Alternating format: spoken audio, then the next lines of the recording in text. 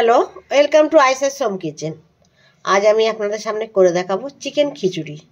এই চিকেন খিচুড়ি করতে কী কী জিনিস লাগে আর কেমনভাবে বানানো হয় দেখুন।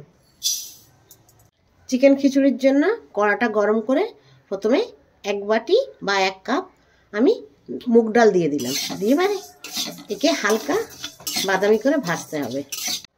এবার যে বাটির আমি ডাল নিয়েছিলাম এই বাটি, সেই বাটিরই 3 বাটি আমি গোবিন্দভোগের চাল দিয়ে দেব। 3 বাটি নেওয়া হয়ে গেছে।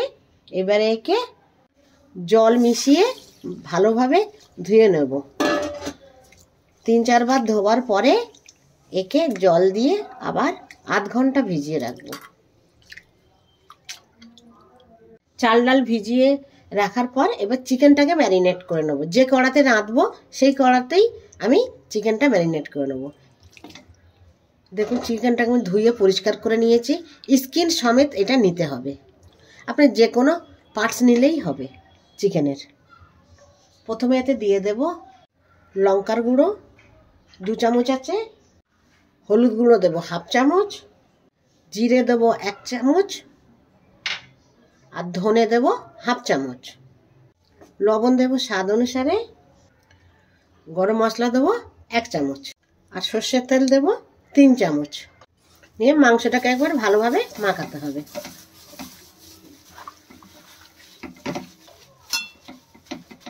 ভালো করে মাখিয়ে নেবার পরে এবার এতে আমি দিয়ে দেব পেঁয়াজ, 3টে বড় সাইজের পেঁয়াজ দিয়ে দেব, রসুন 1 চামচ দিয়ে দেব, আদা 1 চামচ।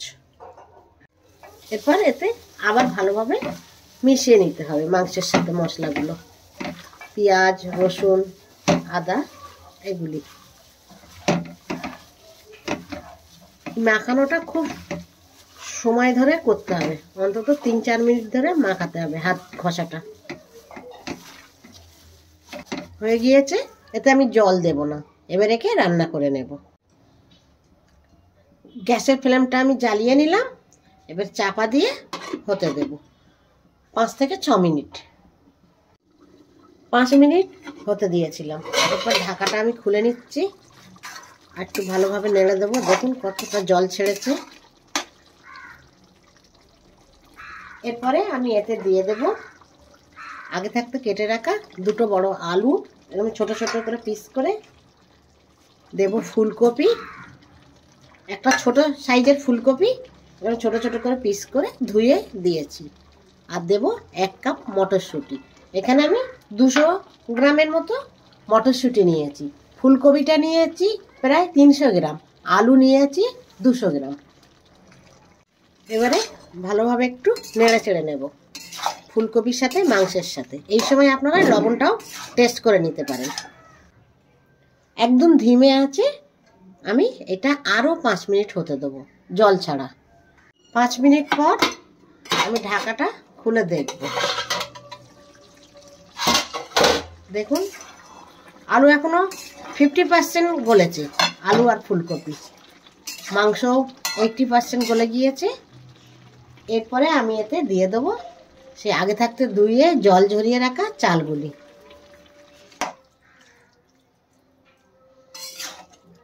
চালটা খুব ভালো করে না নাড়লেও হবে, এরকম জাস্ট একটু মিশিয়ে নিতে হবে। এরপর এতে জল দিয়ে দেবো।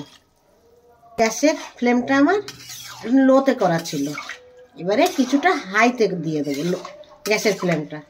ভালোভাবে যখন ফুটবে তখন একে মিডিয়ামে করে নেব, চাপা দিয়ে হতে দেব। মাঝখানে একবার আমি ওপর নিচ করে নেড়ে দিয়েছিলাম। এর মধ্যে আমি 3 চামচ ঘি অ্যাড করব।